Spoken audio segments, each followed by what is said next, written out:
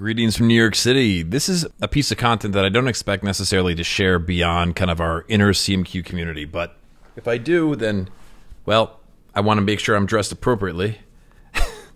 I want to look as ridiculous as possible to make my point that you should never judge a creator by their appearance. It is almost the end of 2022, and I want to share with you guys how much content I create that I don't put out. But let's start with what I have put out recently on YouTube in the last 4 weeks. I think I have about 15 videos up here, not including shorts. Then I was learning from Spotify today. I created 912 minutes of new content in 2022, and that's more than 90% of other creators in my category.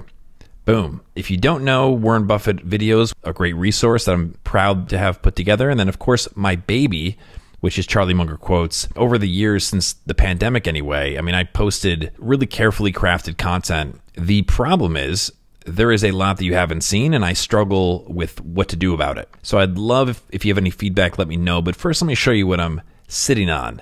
Let's start off with something on my personal blog, which I don't really do anything with. I did a breakdown of how certain investment products are marketed to us.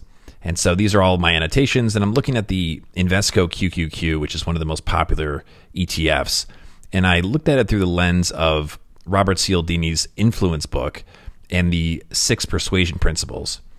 So there's a lot here that I would like to get out to you, but for whatever reason, I just, keep tinkering away. And I even was breaking down their ads and really going and showing a certain depth that I don't think is out there when it comes to looking at the investment world, but also the marketing world and kind of in psychology, and this very multidisciplinary. And that's just one thing on there. I have a lot of other things on that particular page. I had started a course about mental models, not because I want to be a guy that's selling courses. That's not at all really what I want to be doing. People kept asking me, can you please explain the multidisciplinary system? And I worked so hard to crack this thing. And as you can see here, there's 30 pages. Not every single word is my own, but many of them are, as I was putting together all my thoughts. And that actually turned into something that's on that blog we were just looking at. Anyway, so there's that. I have a swipe file of the models that are very important for us to know. Going down here, this is my my own tool, and I've got other sheets broken out as well. Let's go to Substack. So like, for example, let me first show you this. This is kind of nuts. This is the Substack dashboard that I see. These are the drafts. I want you to see the extent of this. Like, this is no joke. This has just been my process. For me to talk about this on the podcast or now with YouTube, I'm not just talking. I've put in so much work trying to be the best investor I can and a very clear thinker and communicator about these concepts. This is one I'm excited about, but I just never pulled the trigger for whatever reason. It's called the Applepalooza effect, where I looked at how taking a multidisciplinary framework, you can see something in Apple that's only possible with that framework, and that's the very one that Charlie Munger advocates using. This is really cool, or maybe this isn't it. Oh yeah, different tools that Charlie Munger has recommended over the years, just kind of put together in one resource. I made these diagrams. These are some of my nuggets of gold, I believe, from different Berkshire Hathaway meetings over the years, and particularly meetings that existed before they were there was transcripts. I found this hanging out. This goes into detail about why the multidisciplinary approach is important, and it's very well written. It summarizes the issue, I think, pretty well. I won't read it all, but I'm like I said, you can see I'm sitting on content. Now, like I said, I'm not scratching the surface here. There's a tool I like called MindNode that I use a lot. I have stuff in here that could be content. This one is called Why Does Charlie Munger Love Costco? And I wasn't doing this. I think one of the reasons maybe my content resonates is because I'm doing it because I'm following my curiosity. So it's not as if I feel like I wasted anything here, but I want to give you more than I already am, but I feel like I need like a creative way to kind of get you all this stuff and let you make do or make with it whatever you like. So Costco, I took everything that Charlie had said and tried to create something original to really help me see what it is. And then, I can take the same framework and look at other businesses with that. It's not that one. Let's see.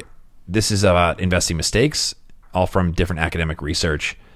Very colorful. I have this one, Advantages of Scale, which that's something Charlie said is ungodly important in business. And so I looked at how that same idea shows up in the various disciplines like geometry, microeconomics, advertising, which maybe not a discipline, but it's there, physics, psychology, examples in business, and then elite investors. We have this one, which is mistakes and their root causes. And I love trying to get to the root of stuff. I think that's really, really important. And I picked that up from Lee Lu, who I believe was talking about Charlie. Then I have the Apple AirPods, Applepalooza kind of diagram, which we'll have time to go over at some point. Again, this is no joke, right, guys? Like, I'm not kidding around. This is pretty cool. I think if I remember right, I came up with this idea where in order to surface more models and just get myself to think using the multidisciplinary framework, or just think multidisciplinary, or excuse me, to be a multidisciplinary thinker, because you have to practice it. I start with something I believe to be true. And this is a little bit more advanced, but I did one in the past, like, any business that wants to last has to treat their customers well. And then I see, does the idea agree with reality? And the reality we're trying to see if it agrees with is based on the various disciplines. If there's concepts within those disciplines or models where that same idea echoes back or mirrors back. So you can see what I did here. You get the idea, hopefully. Someone's watching this like, this doesn't look very good to me, buddy. Not too thorough, dude. I just go in my room and cry. I just go cry in the corner. Root causes of poor performance, and I'm citing academic research here. Even back to this, I'll show you a couple other things in here while we got it open. Investing tool, the Buffett time machine. I'd read this thing from Bill Gates had said his first time meeting Warren Buffett. He said he would do this analytic exercise, and he'll choose a year and then examine the 10 highest market capitalization companies from around that time, and then he'll go forward like 10 or 20 years and look at how those companies fared. And so I did this, and some of these are quotes from 10Ks, I believe. So I'm not trying to say like this is all my words, but the thought and thoroughness is here. What else do we have? I'll do a few more, then I'll sign out. Something about entropy. Oh, there was one about models, I believe. This is something I'm cooking up. I've got a lot of stuff here, guys. A lot. Yeah, how I use models to avoid stupidity. I said that learning to think with multiple mental models helps me identify nonsense and then avoid it. And then I point out just why someone like this guy saying that, the next 5 consecutive years, we're going to see rising home prices. And I intuitively knew this was nonsense, but then I can prove it with the big ideas that, are true. So the law of uncertainty, Heisenberg's law of uncertainty, which, by the way, I kind of have the Heisenberg vibe going. I look a little bit more like Jesse right now, if you're a Breaking Bad fan. But the principle holds that we cannot know the present state of the world in full detail, and therefore we're unable to predict the future with absolute precision, because you would need to know the present state of the world in full detail. And I go through these different models from different disciplines showing that. 13 models to have in your head. I don't know why I didn't put this out. I really don't. I just didn't feel like it was good enough. Tools that this is more of a curation post. I made these myself. And this is something I'm going to definitely do something with. I made this recently. I'm building like a video collection of Charlie, and going through and making these like compilations. And so this one's about opportunities. And so I have, life. Yeah, you get the idea. So what I want to say though, before I wrap this up or kind of sign out here, I am very appreciative, by the way, of just everyone who's been over the last, what has it been, since probably April of 2020, supporting CMQ and just, giving me huge motivation to keep going, because, this has been part of my self-education, but, having people that are actually gaining from it or benefiting from it as well, it's hugely motivational. I would love this to be sort of like in place of a client. And I think about what that would earn my business as a result, and the best way to go about that. I think it could be a Patreon. It could be YouTube has memberships now. I mean, YouTube is becoming like the place for me, because I can go all out with it, with visuals. And you guys know from the podcast, like, people like listening to it, but I also would sprinkle in a lot of like creativity and humor and things like that to make it a little bit different and more enjoyable, hopefully for you guys, but also for me to record. It's a little more fun than sometimes the stuff can get dry.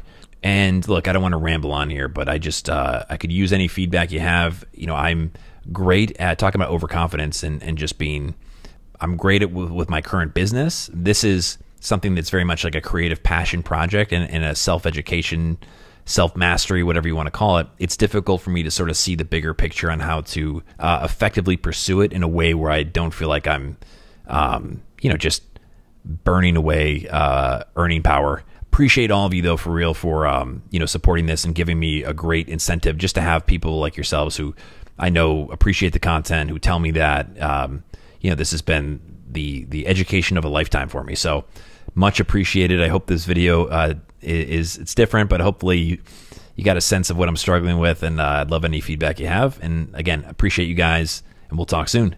Later.